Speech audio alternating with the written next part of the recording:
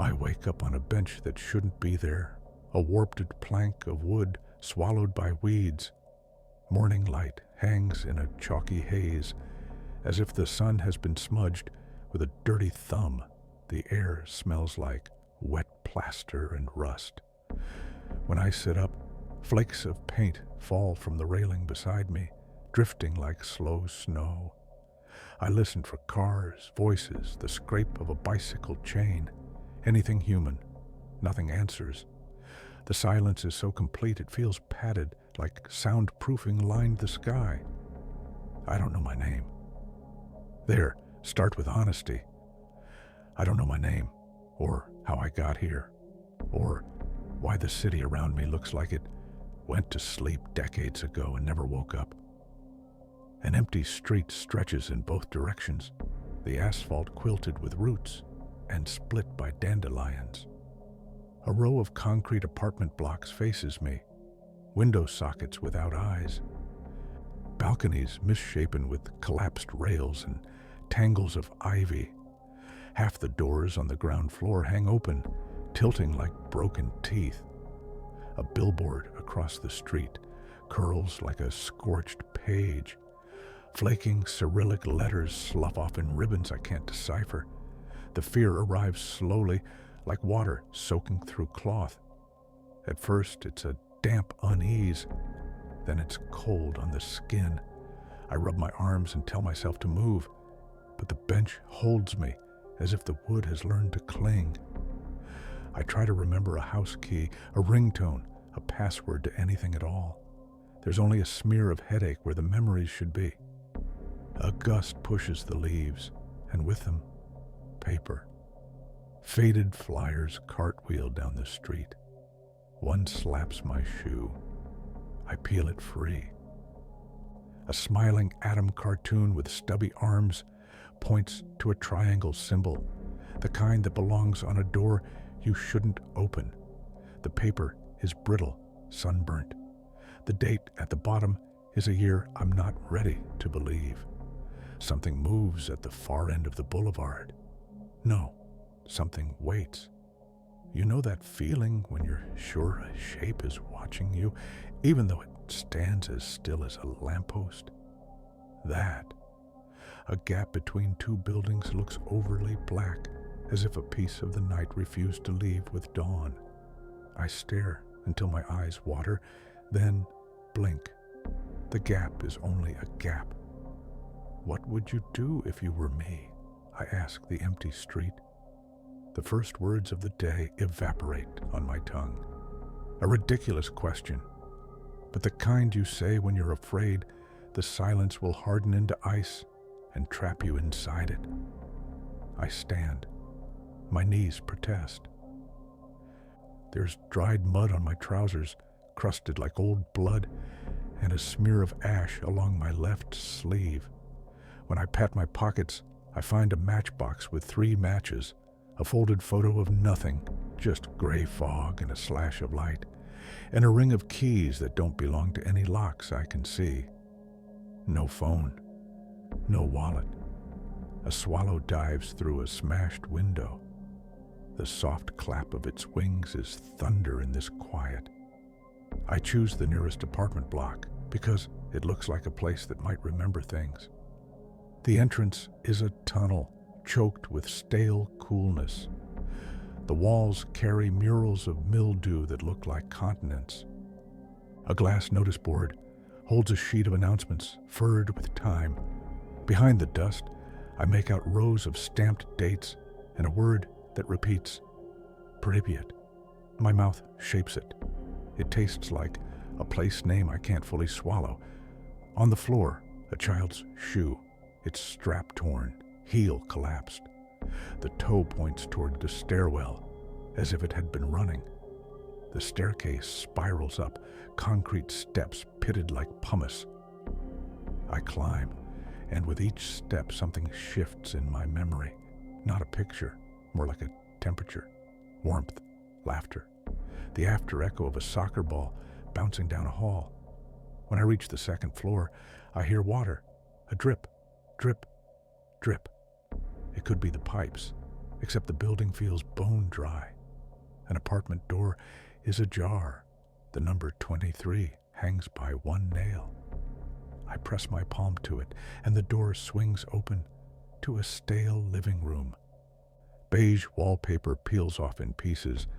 A cabinet lies face down, glass cabinet doors snapped like eyelids. On the far wall, a clock is frozen at a 1.23. Beneath it, a TV with wood panel sides stares at me with its dead screen. On the table sits a ceramic bowl filled with something that used to be fruit. Now it's a collection of shriveled stones wearing fuzzy crowns. I whisper, "Hello," and hate how quickly the voice returns. "Hello, hello, hello." There, on the sideboard, another flyer, the same triangle symbol. The headline reads, in uneven type, "Poke into Zono. Leave the area." My breath fogs, though the room is not cold. Zone. Leave the zone. The word sticks like a fishbone. In the hallway, the drip becomes a patter. I step out and follow it. The bathroom at the end of the corridor is a shallow cave. The tub is freckled with rust roses. The faucet is still, but the sound is louder. I lean in and realize the water sound is not water at all. It's footsteps above me, slow, patient. I freeze. Whoever's up there is barefoot or wearing something soft because the sound is close to breath. A board creaks with a tired voice. The stairwell beyond the bathroom door yawns like a throat. "Is someone there?" I say, and a part of me prays there isn't. No answer. Only that soft tread, retreating, then stopping, then returning. Curious, the sensation of being watched climbs my spine with icy fingers. I don't know why I'm here, but suddenly I'm sure this building does. And I'm sure someone else wants me to find out. A draft lifts the wallpaper beside me. The air smells faintly metallic, like an old coin held too long in a sweaty hand. I step into the hallway, and the overhead light, dead and dust-choked, flickers a single, slow pulse. There's no electricity. There shouldn't be. The footsteps stop. Somewhere above, a door exhales. And then, from the stairs, a whisper, too low to be wind. "Don't look back." I look. The elevator doors at the end of the corridor, which I swear were jammed open with a folded chair, are now shut. The indicator above them, blind for who knows how long, ticks from 5 to 4 to 3, descending toward me with a sound like a fingernail along a coffin lid. Should I open it? The light above the elevator flickers again. 3, 2, the numbers click with a dry, metallic sigh. Every pulse of that failing bulb turns the corridor into a stop-motion nightmare. Shadows stretch, freeze, twist. I take a step back, heel crunching on broken glass. There's no power here. I saw the frayed cables, the dark sockets, the dust coating everything like ash. So how is this thing moving? A memory scratches the inside of my skull. It's faint. A voice, low and calm, saying, "Don't ever take the lift. If you hear it moving, run." Then static and silence. I can't tell if it's a memory or something whispered by my own fear. The doors creak open. Inside the elevator, nothing. Just a box of rust and shadow. The fluorescent light overhead pulses weakly, the way a dying insect glows when its body still remembers being alive. The air that seeps out smells of damp concrete and something burnt. Then I see it. At first, I think it's a reflection, my shape, faint on the metal walls. But my reflection doesn't move first. This one does. It tilts its head, slow, as if studying me through the thin layer of grime between worlds. I freeze. My own face in the dark does not blink. I whisper, "Who are you?" The reflection's mouth opens, but no sound comes out. Only the elevator groans, cables whispering somewhere deep in the building's spine. I blink, and the face is gone. The light dies. Total blackness swallows the box. A single tone hums through the floor, faint, electrical. I stumble backward, tripping over the threshold, and the doors slam shut so hard the walls tremble. And then silence again. Except the elevator starts to rise. I back away until my shoulder hits the wall. I can hear it move, the grinding of the pulley, the squeal of strained metal. It keeps rising, faster, faster, until it stops, with a sound that isn't mechanical at all, more like a scream muffled through static. Somewhere above, something begins to walk. The ceiling moans. Dust drifts from cracks like gray snow. I can follow the steps, crossing, pacing, stopping above apartment 23. My heartbeat syncs with them. For a moment, I'm convinced that if I hold my breath, the sound will stop. It doesn't. I need to leave this building. I grab the railing and head down the stairs 2 at a time. Every step echoes too loudly, like the building's hollow chest amplifies the panic. My flashlight, a half-broken thing I found in the hall, sputters.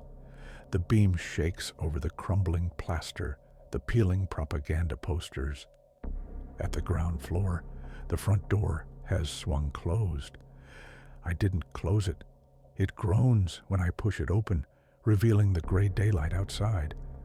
The air hits me cold and heavy, filled with a faint metallic tang of ozone. The streets are empty, but not quiet anymore. Somewhere beyond the next block, I hear a distant, slow siren, faint but steady, repeating every few seconds. I step outside. The city stretches around me, a frozen snapshot of evacuation. Cars parked mid-turn, doors open, a bicycle tipped over near a storefront, its chain rusted solid. In the windows of the higher buildings, sheets flutter like surrender flags. The siren wails again. I follow it, drawn like a moth to something I shouldn't touch. Along the way, I notice things I didn't before. Faded murals of workers and smiling children, graffiti scratched over them in hurried scrawls. The same word appears again and again. Vychod, exit. I turn the corner and freeze. The street opens into a square. In the center, a statue, a man holding a banner, stands half collapsed, pigeons nesting in his hollowed eyes. And beyond him, the siren source, a tall radio tower with broken ribs of steel and a rusted speaker at its base, wired into a generator that somehow still hums. I approach slowly. Every instinct screams to stop, but curiosity pulls harder. The generator casing is marked with numbers and faded hazard signs. A tangle of cables snakes into the ground. The speaker crackles, and for a moment, beneath the wail of the siren, I swear I hear words. Zone compromised. Remain indoors. Radiation. Then the sound distorts, collapsing into a low guttural moan. I step back, heart hammering, a flicker of movement in the corner of my eye. On the far side of the square, behind a shattered bus stop, something shifts. A silhouette, tall, motionless, watching. I blink, and it's gone. The siren stops. The silence that follows is worse, thick, pulsing, like the air is waiting for me to make the next move. Then, behind me, the speaker crackles again, this time not with a warning, but a whisper, faint and mechanical, repeating a single phrase. Why did you come back? My breath catches. I whisper to the empty street, come back from where? No answer. Only the hum of the generator and the growing certainty that something has followed me out of that building. I look down at the dirt beneath my boots. There's a second set of footprints beside mine. Bare, fresh, and they're pointing the wrong way. They're small, those prints. Human, pressed deep enough into the dust that they must have been made seconds ago. And they don't lead away from me. They lead toward me. I stagger back a step. The prints continue, one after another, straight to where I'm standing, as if someone had been walking right behind me the whole time. My heart starts to drum, the rhythm too fast, too wild. I spin around. No one. Just the gray street, empty as before. A torn curtain flaps in a broken window, the sound dry and hollow. The statue in the square seems to lean forward slightly, as though curious. The footprints end exactly at my heels. That's when the wind changes.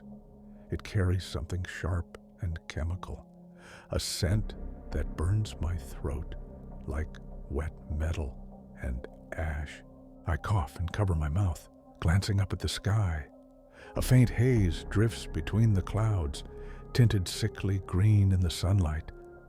Something isn't right with the air here. I look back at the radio tower. Its speaker has gone silent again, but the generator still vibrates faintly. Beneath it, the concrete is cracked, and from those cracks, faint wisps of steam rise, like the ground itself is breathing. Radiation, I whisper. The word tastes strange, like it shouldn't belong in my mouth. I step away, but as I do, the whisper returns, soft, mechanical, leaking from the broken speaker. Stay. The word crawls through the static. Stay with us. The hair on the back of my neck rises. I don't wait to hear more. I turn and run, past the statue, past the overturned bus, past the lonely swings that creak faintly, though there's no wind. The further I go, the less real the city feels. Storefronts tilt at odd angles, colors faded to bone. A playground slides half swallowed by weeds. A supermarket door plastered with yellow warning signs gapes open like a wound. And yet, as I move deeper into the streets, the sense of being watched thickens. I feel it from every window, every shadowed doorway. I catch glimpses of movement, a curtain twitching, a figure ducking behind a car. Always gone when I turn my head. I can't take it anymore. I duck into a nearby shop, shoving the door closed behind me. The sign above the counter reads, "Groceries." Shelves lean under the weight of long-expired goods. Cans swollen with gas, bottles clouded with dust. The air inside is cooler, denser, as if the walls are holding their breath. I sweep my flashlight around. Behind the counter sits a cash register, keys frozen mid-press. There's something written on the wall behind it in thick red letters. Ne smotriv okna. I don't need a translation to understand it. Don't look out the windows. A sudden creak splits the silence. I freeze. It came from the back room. The door there is slightly ajar. A thin slice of darkness bleeds through the gap, and behind it, something moves. Hello? My voice cracks. No answer. The air seems to bend around the doorway, the way heat bends the horizon. I step closer, each footfall loud in the silence. The smell of rust and damp plaster thickens. I reach out and push the door open. A small office, desks overturned, papers scattered like leaves. A calendar on the wall, stopped in 1986. My flashlight beam catches on something metallic beneath a chair, an old Geiger counter. I pick it up, dust flaking off the casing. The needle twitches once, twice. Then it jumps violently. The device starts to click, rapid, frantic. I drop it. The sound echoes off the walls, a staccato heartbeat. Radiation, I whisper again. Chernobyl. The realization hits like a punch. The abandoned buildings, the Cyrillic signs, the warning symbols, it all fits. I'm standing in the exclusion zone. But why? Why am I here? A scraping sound interrupts my thoughts. Something dragging across tile. Slow. Wet. It's coming from beneath the floor. The tiles tremble. The shelves rattle. A deep vibration hums up through my boots. Then, the Geiger counter spikes into a shriek. The floor bulges upward, cracking, a hairline fracture racing toward me like a living thing. I stumble back as a chunk of tile explodes upward, and something reaches through. It's a hand. Human-shaped, but wrong. The skin is pale and blistered, the nails black. The arm quivers as if struggling to pull the rest of the body up. I can see veins beneath the skin, dark, pulsing with faint orange light, like molten metal beneath glass. The hand grabs the edge of the floor. The fingers flex. I'm frozen. Every instinct screams to move, but my legs refuse. Then a voice, faint but sharp, cuts through my skull, not from the air, but from inside my head. You shouldn't have come back. The hand jerks once, and then it's gone. It retracts, vanishing into the crack as if yanked downward by invisible chains. The tiles settle. Silence returns. The Geiger counter falls still, and just like that, the world looks normal again. But that voice remains, echoing softly behind my thoughts.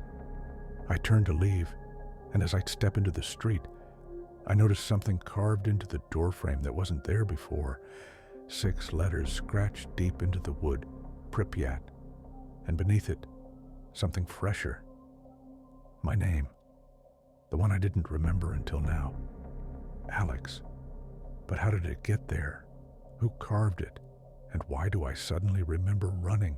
Sirens, light, smoke, and the smell of burning graphite.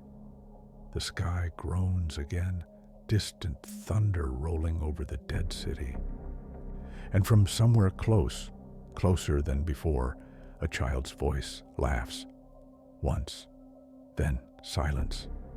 And I realize I'm not alone. Not anymore. The laughter echoes between the buildings, soft, echoing, wrong. It bounces off the concrete like a sound that's been trapped here for years and finally found a way out. It's a child's giggle, light and fleeting. But in this silence, it sounds unnatural. I spin toward the source, my flashlight cutting through the gray haze. The beam catches on the shattered playground I passed earlier, the one with the rusted swings and the half-buried slide. One of the swings is moving now, swaying gently, back and forth. No wind. I take a slow step forward, heart clawing at my ribs. My voice trembles when I call out, "Hello? Who's there?" The swing keeps moving. Then the laughter comes again, closer this time. Right behind me. I whirl around. Nothing. Just the long street, lined with the hollow faces of apartment buildings. My flashlight trembles, and for a second, the beam catches on a shadow darting across the far end of the street. Small, quick, vanishing into the fog. I can't tell if it's human. My mouth goes dry. Every instinct screams for me to leave the open street, so I duck into a nearby alley. It's narrow, overgrown with weeds, walls dripping with condensation. The sound of dripping water fills the air, but as I move deeper, that dripping changes. Drip, drip, step, step. I stop. The echo stops with me. I turn my light behind, empty. Turn it forward, and the beam lands on a small shape crouched against the far wall. A child, maybe 10 years old. Pale face, dark eyes, hair matted and colorless. He's sitting cross-legged, holding something, a small cracked doll. His lips move, whispering words too quiet to catch. My voice shakes. "Hey, Are you okay? The boy lifts his head. His eyes reflect the light wrong. No pupils, just endless gray. You came back, he whispers. The words punch through the silence. I can't breathe. What do you mean? Who are you? He tilts his head, studying me. You promised. My throat tightens. Promised what? The boy blinks slowly, and when he does, the air around him shifts. The walls of the alley seem to melt, colors draining into sepia tones. The damp smell turns sharp, electric, like burning wires. And then, behind him, I see them. Figures, dozens of them, men, women, children, standing just beyond the reach of the light. Their faces are blurred, melted by shadow. Their bodies shimmer faintly, as if made of smoke. The boy's voice becomes two tones, his and another, deeper one layered beneath. You promised to come back for us. My knees weaken. My hands tremble on the flashlight. I don't understand. He smiles, and it's the saddest smile I've ever seen. You left us in the fire. Images flash through my mind, sirens, chaos, red light spilling through windows, a man shouting orders in Russian, and a child's hand slipping from mine as the world turned white. No, I whisper, stepping back. No, that's not real. That's not. The figures behind the boy move forward, slowly, silently. The air grows colder. My breath turns visible. Then the boy drops the doll. It hits the ground with a soft thud and bursts into a cloud of black dust. All the figures vanish. The alley is empty again. Only the doll remains, broken into pieces that glimmer faintly like ash. I stand frozen for a long moment, trying to make sense of it, trying to breathe normally again. The silence feels heavier now, like the city itself is holding its breath with me. Finally, I turn back toward the main street. The sky above the rooftops is darker than before, the daylight turning sickly orange. Somewhere in the distance, a dog barks, once, then cuts off mid-sound. I walk fast, not caring where I'm going, just needing to move. At the corner of the next block, I see a building I hadn't noticed before, a large gray structure with faded letters on the front. I squint through the grime. It reads, Hotel Pripyat. My heart thuds. Something deep inside me stirs. Recognition, faint but undeniable. I know this place. Flashes hit me. A hallway full of smoke, alarms blaring, people running, a hand gripping my arm, dragging me toward a door. The sound of a child crying somewhere behind. The hotel feels like the center of something, a knot in the city's dead heart. If I'm going to find answers, they're inside. I cross the street, push through the revolving door, which shrieks in protest, and step into the lobby. Dust fills the air like fog. The floor is littered with suitcases, coats, and overturned chairs. A chandelier lies shattered in the center of the room, its crystals dull with grime. The air smells faintly of mildew and static electricity.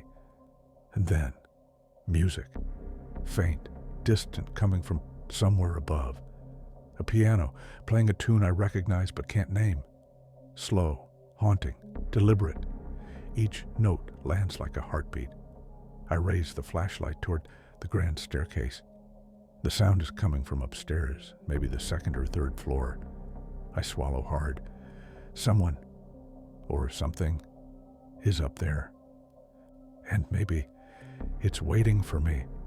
The piano music drifts through the hotel like fog, soft, wavering, almost human. Each note trembles, echoing through the hollow lobby and vanishing into silence that feels too thick, too aware. I stand at the bottom of the grand staircase, staring upward.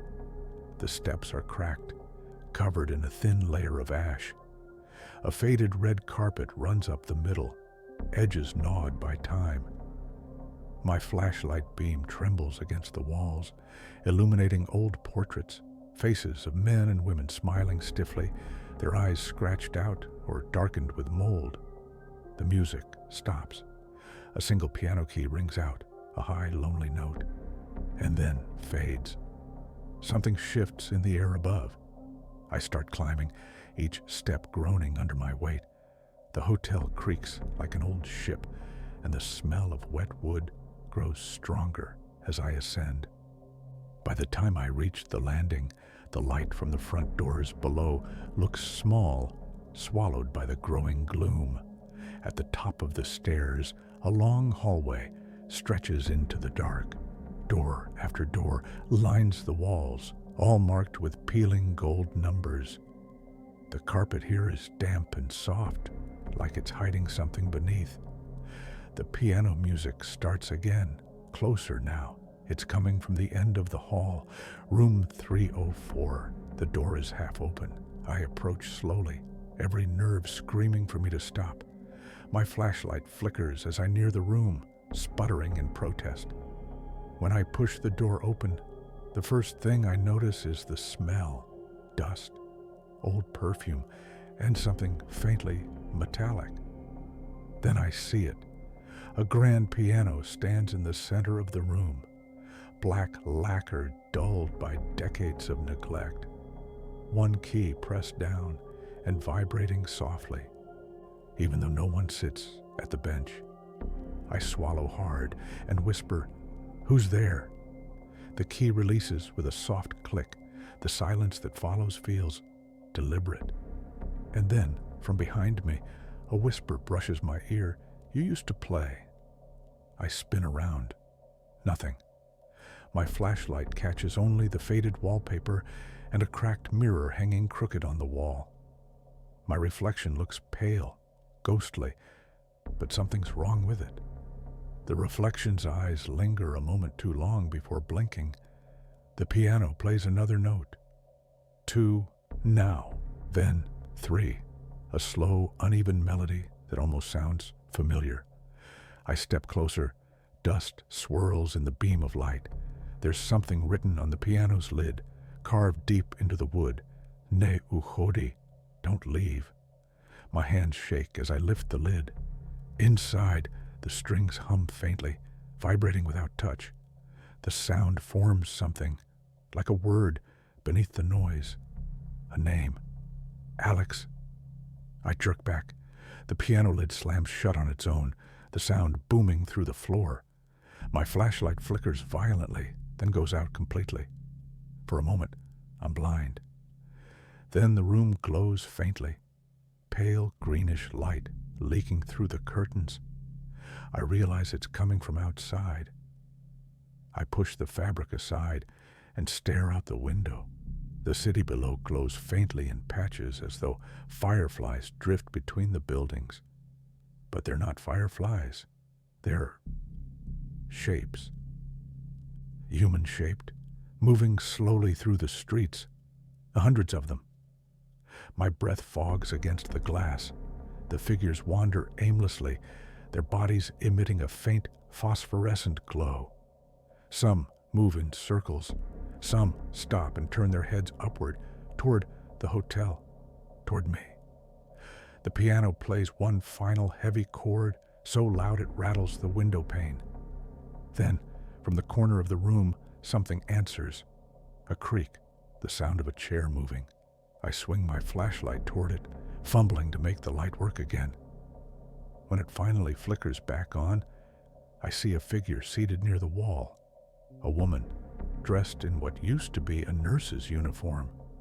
Her head is bowed, her hands folded neatly in her lap. Her skin looks gray, dry like old paper.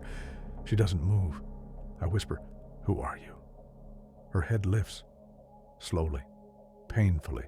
Her eyes open and glow faint green, like the shapes outside. "You promised," she says.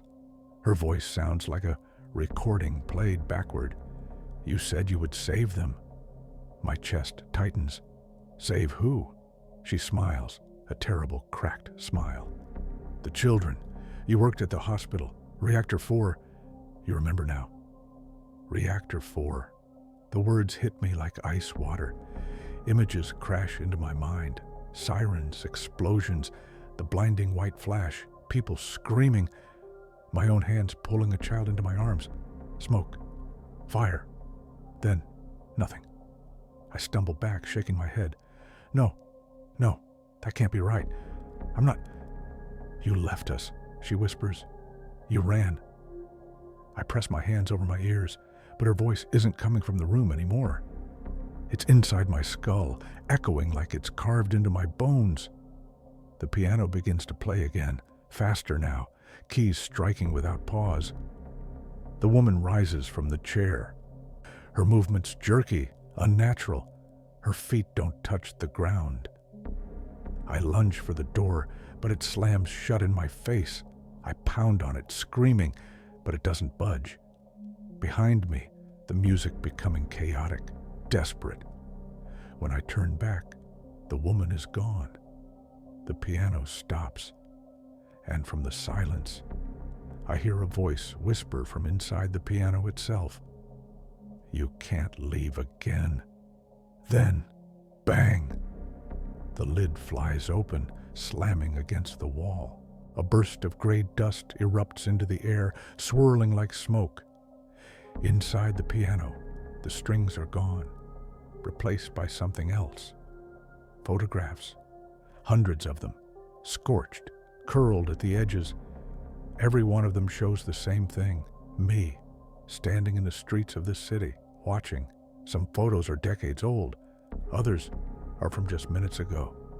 And the last one, still warm, shows me standing in this room, staring down at the piano. Someone took it seconds before I arrived. And if someone took it, they're still here. The photographs spill out of the piano like paper ghosts, fluttering across the floor. Each one catches the dim light differently, faces and places flickering into clarity before dissolving again into blur. I can barely breathe. I kneel, pick one up with trembling fingers. It's me, standing in this exact room. The timestamp burned into the corner reads 11:47 a.m. I glance at my wristwatch. 11:47 a.m. Exactly. Impossible. The next photo shows me outside the grocery store where I found the Geiger counter. Same clothes, same expression. But behind me, in the window's reflection, a dark figure stands, tall, distorted, head bent too far to one side. My throat closes. I flip through more. In every photo, that same figure appears somewhere behind me. In some, it's closer. In one, it's only inches away. So close I can almost feel its breath on the back of my neck. A sound breaks through the thick air. The click, click, click of the Geiger counter, muffled, faint. But it's not in my hand anymore. It's somewhere in the building, getting louder. I back toward the door, eyes on the photographs still scattered across the floor. The faces in them seem to shift as I move, like the images are alive, reconfiguring themselves. One photo slides on its own, turning slowly to face me. It's blank. Then, as I stare, letters burn into the surface from the inside out. Room 305. A pulse of cold air sweeps through the room. My flashlight flickers. Something creaks just beyond the wall. A dragging sound followed by a soft thud. I don't want to go deeper into this place, but the whisper in my head won't stop. The same voice as before, faint and coaxing. You came here to remember. I open the door. The hallway outside looks darker than before. The light from the window at the far end has turned orange-red, like dusk, or fire. I step carefully, floorboards creaking beneath me. Each step makes the Geiger counter's clicks faster, closer. Room 305, just one door away. The number plate is missing, but I can feel it's the right one. My hand hovers over the handle. The air coming from the crack beneath the door is warmer than the rest of the building, sour, electric, like scorched metal. I push the door open. The room inside is burned black. The wallpaper has melted, floorboards buckled. A single cot sits in the corner, its frame twisted. The Geiger counter lies on the floor, still clicking violently. And above it, painted on the wall in black, dripping letters, "We never left." The smell of smoke and rot hits me like a wave. I stumble backward, choking, and when I look up again, there's someone sitting on the cot, a man in a hazmat suit. The visor of his mask is cracked, revealing nothing but darkness inside. His gloved hands rest motionless on his knees. I take a shaky step forward. Hey, are you okay?" No response. I move closer, reach for his shoulder. The Geiger counter screams. The man's head jerks toward me. The glass faceplate catches the light. Something moves behind it, pressing against the inside, as if something alive is trapped beneath the visor. I jump back, heart hammering. What are you?" He stands. His movements are stiff, mechanical. Then, his hand rises and points at me, slowly, accusingly. "You said it was safe." His voice isn't human. It's a distorted echo, layered with static and anguish. "What do you mean?" I choke out. "Who are you talking about?" "You," he says again, louder this time. "You told us we could stay." Flashes of memory flood in. Dozens of people huddled in a control room, frightened faces lit by red alarms, me shouting orders, assuring them it would be fine, that the radiation was under control. Then the explosion, the light, the screaming. My knees buckle. No, that can't be me. That can't. The figure steps closer. His glove is half melted. When he reaches for me, I see the flesh beneath the suit, charred, luminous like coals still burning. "Everyone stayed," he says, voice breaking. "Everyone burned." I stumble backward, tripping over a broken chair. My flashlight falls. Beams spinning wildly across the walls. For an instant, I see other shapes, dozens of figures in hazmat suits, crowding the edges of the room, all facing me. "You left us," they whisper together. "You promised to come back." I can't think. I can't breathe. I grab the flashlight and run. Down the hall, down the stairs, through the lobby, where dust rises like smoke. My pulse pounds in my ears. Behind me, I can hear their footsteps, heavy, synchronized, following. When I burst out into the street, the daylight is gone. The sky is the color of rust, and the air hums with static.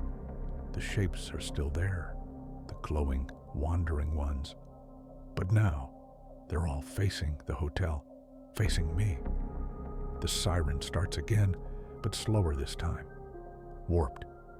More like a heartbeat than an alarm. And then, faintly, through the distortion, I hear words mixed into the wailing sound. Return. Reactor. Breach. I back away from the hotel. The ground under my feet vibrates, a low, steady rumble. I turn and run into the city's heart. Buildings loom over me like tombstones. Every window glows faintly from within, though there's no power anywhere. The lights pulse in rhythm with my heartbeat. And somewhere in that rhythm I hear another sound, soft, rhythmic, like breathing. Not mine, coming from behind me. I don't turn around. Not yet, because I know, if I do, I'll see that cracked hazmat visor staring back, and I'm not ready to face what's inside it. The breathing behind me deepens, slow, wet, labored. I run. The streets twist and blur, my flashlight beam dancing over walls tattooed with radiation symbols and peeling murals. Every building looks the same now, warped by the red haze. I don't know if I'm still in Pripyat or somewhere that only looks like it. The sound follows, a drag and exhale like lungs full of smoke. The echo bounces from building to building until it's everywhere at once. I cut into another alley, boots splashing in puddles that glow faintly green. The chemical shimmer makes my skin crawl. The Geiger counter's clicks follow me in a ghostly rhythm. I dropped it in the hotel, but I still hear it, ticking inside my skull. Then, silence. The air goes still. I press my back against a wall and listen. My heartbeat is the only sound. Maybe it's gone. Then, from the other end of the alley, the hazmat figure steps into view. It moves wrong, joints bending too far, one leg dragging behind. The cracked visor reflects the sick light like a shard of glass. Its suit is bloated, seams split, as if filled with water, or something thicker. Steam seeps from the cracks. I whisper, "What are you?" It doesn't answer. It just lifts one arm, pointing down the alley, past me, toward the square. When it speaks, the voice comes from everywhere. "You said you'd fix it." The walls tremble with the sound. I stumble backward, but the alley behind me is gone.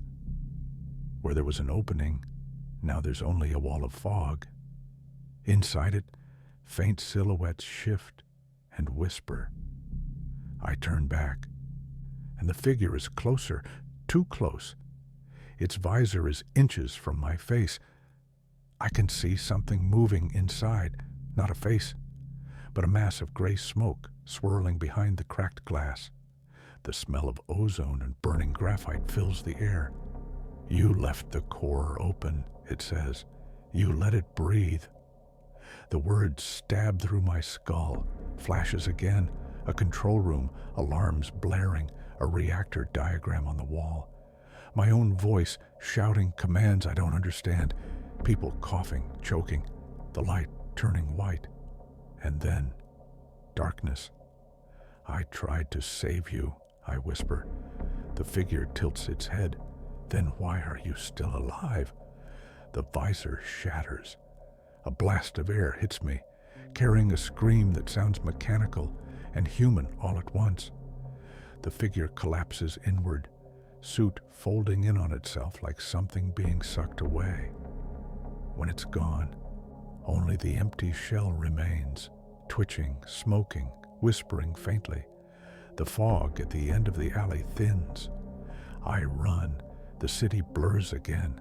Streets, buildings, signs, all blending into a maze that feels alive.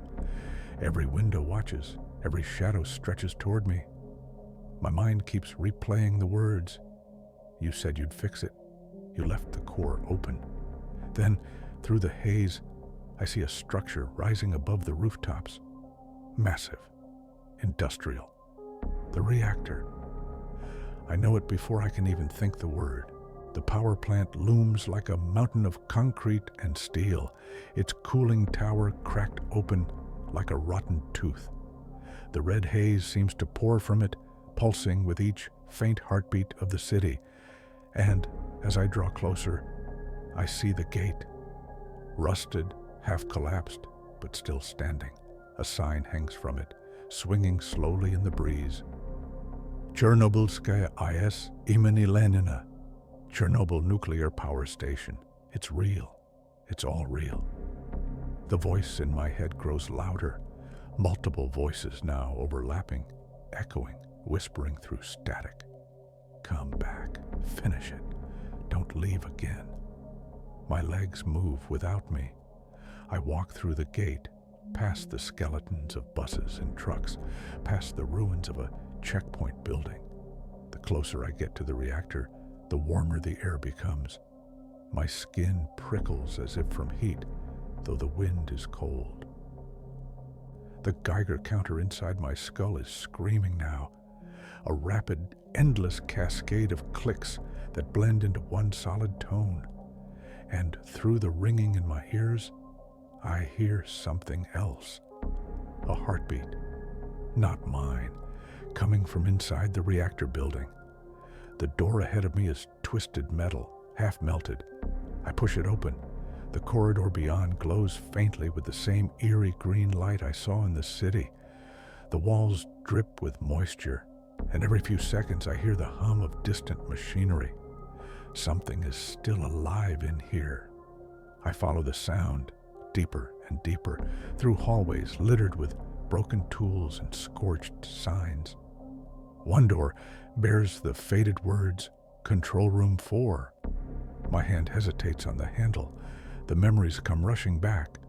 That room, the heat, the blinding light, the screams. But I have to go in. The door groans open. The control room looks almost the same as it did in the flashbacks. Rows of panels, half melted and fused with the floor. The air hums with invisible energy. On one wall, someone has written a message in black soot. It's still running. And in the center of the room, where the reactor core used to be visible through a glass observation window, something moves. A shape. Human at first glance, then not. It pulses like a heart, a massive, shifting form made of smoke and light. Faces appear within it for a split second before melting away. Workers, children, the nurse from the hotel, the boy with the doll. They're all in it, and their voices merge into one. You left us in the fire. I fall to my knees. I didn't know. I swear I didn't. The shape leans forward, pressing against the glass, cracks spreading like veins. The light flares brighter. You came back, it says, so you can finish what you started. The glass splinters, and I realize the sound I thought was a heartbeat isn't coming from the reactor. It's coming from me. My chest aches, burning from the inside out. I look down. A faint light glows beneath my skin, pulsing in sync with the reactor's light. Whatever happened here, I brought part of it with me. The reactor hum rises to a scream. The floor shakes. I reach for the nearest console, gripping the edge to stay upright. The switches flicker, lights coming alive one by one. A single phrase flashes across the control screen. Manual re-entry confirmed. My reflection in the glass looks wrong. Its eyes are bright, almost white, and it smiles before I do. The hum rises to a scream, vibrating through my bones. Lights on the control panels blink to life, red, green, yellow, like a dying machine remembering how to dream. The screens stutter with lines of code, then freeze on a single command. Reactor 4, manual re-entry initiated. The light inside my chest pulses faster, matching the rhythm. Every heartbeat sends heat crawling up my throat, and the air grows dense, heavy with static. I take a step back. No. Stop. I didn't start this. I don't belong here. The faces in the glowing core twist and shift, watching me. The nurse, the boy, the man in the hazmat suit. They merge and separate again, each speaking with the same broken, layered voice. You built it. My mind flashes again. Blueprints, meetings, signatures, my own handwriting on safety protocols. I wasn't just here. I was part of this. You said it was safe, they whisper. You promised. The glass between us cracks with a gunshot pop. A burst of green light spills out, searing my vision. The smell of hot metal and ozone floods the air.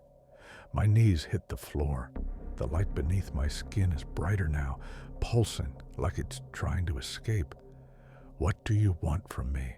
I shout. To stay. The walls tremble. Dust falls from the ceiling in soft, gray snow. Consoles spark. The words on the main screen distort. flickering, containment compromised, host required. My reflection in the cracked glass stares back, eyes glowing, veins alight beneath the skin. I can see the reactor's light moving inside me, a second heartbeat, a second self. No, I whisper, not me. The shape in the core expands, faces stretching into one massive human outline made of fire and shadow. It leans toward me, the glass between us melting into dripping strands. You return to finish it. The heat sears my face. The light crawls up my neck, veins blazing white. I can feel it inside my lungs, like I'm breathing radiation itself. I turn to run. The control room door slams shut. Bolts grind into place. The machinery behind me roars, the sound rising into something alive, almost a heartbeat. Every console lights up at once. The cracked screens flash one last phrase. Welcome home, Alexei. The name freezes me. Alexei, my name. The memories slam into me. I see my face reflected in the glass of a radiation suit. A badge clipped to my chest. Engineer A. Volkov. The explosion, the chaos. Me shouting orders that doomed everyone inside. And then, running, leaving. I fall to my knees. I didn't mean to. The core bursts open. Light swallows the room, a burning, colorless fire. I cover my face, but the glow pours through my fingers. The voices scream, hundreds at once, all overlapping into a single word. Stay! The air implodes. The walls bend inward. I feel weightless for a moment. Then the heat vanishes. Silence. When I open my eyes, I'm no longer in the control room. I'm outside. Standing in the middle of the abandoned city square, the sky is clear again, the air still. The statue stands upright. The radio tower silent. Everything looks new. Too new. Storefronts intact, windows clean, no decay. I turn in a slow circle. There are people in the streets, dozens of them, laughing, talking, carrying groceries, children running past with kites. For one beautiful, impossible moment, I think I've escaped. Then I notice their shadows. They all stretch in the same direction, away from me. Even the ones standing still, and one by one, they stop what they're doing and turn to look. Every face is blank, every eye is glowing. The boy from the alley steps forward, smiling his sad, cracked smile. The nurse walks beside him. Behind them, the man in the hazmat suit drags his broken leg through the dust. You fixed it, the boy says softly. Now it's your turn. I back away, but my feet sink into the pavement, soft and warm like wet clay. The city trembles. The buildings shimmer, outlines flickering between new and ruined, past and present. I reach for the sky, the air, anything solid. But the light inside my chest bursts through my ribs like fire under glass. And somewhere, beneath all the screaming and the static, I hear the faint, rhythmic hum of machinery coming alive again. The reactor, restarting. The world around me begins to melt into light. The boy's voice is the last thing I hear before it all fades. You came back to stay. Static fills the silence. A photograph flutters onto the cracked pavement, its edges still warm. It shows the Pripyat square, empty, lifeless again. And in the center of the photo, a man stands where the statue used to be, eyes glowing faintly through the dust. The caption beneath it reads, Chernobyl Reactivation, Phase 1 complete. Then the photo catches fire, and everything goes dark.